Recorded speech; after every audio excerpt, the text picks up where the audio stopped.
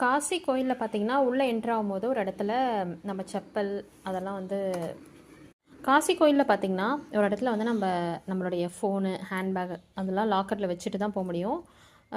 ஃபோன்லாம் லாக்கரில் வச்சுப்பாங்க, ஹேண்ட்பேக் வந்து வெளியே வச்சுப்பாங்க. அந்த இடத்துல அவங்க வந்து ஃப்ரீ லாக்கர்னு போட்டிருப்பாங்க.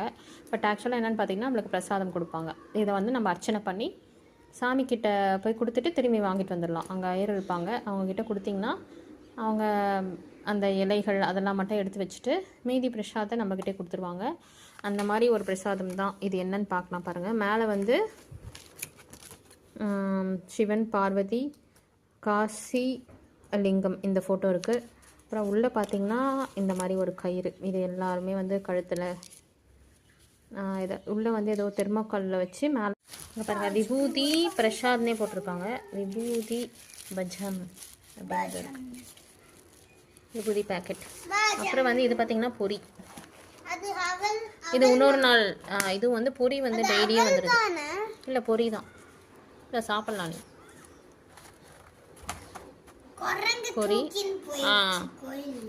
இது வந்து இன்னொரு நாள் கிடைச்ச பிரசாதம். இதில் வந்து பார்த்திங்கன்னா நெய்யில் வெல்லம், நெய், அதுக்கப்புறம் அந்த வேர்க்கடலை நினைக்கிறேன், அந்த லட்டு, ஒரு மைசூர் இது மில்க் ஸ்வீட் மாதிரி ஒன்று.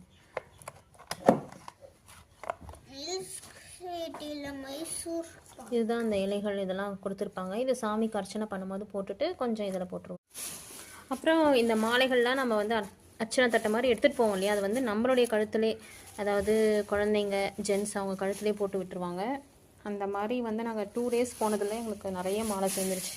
இதெல்லாம் நம்ம போய் சாமி படத்துக்கும் போட முடியாது. பெரியவங்க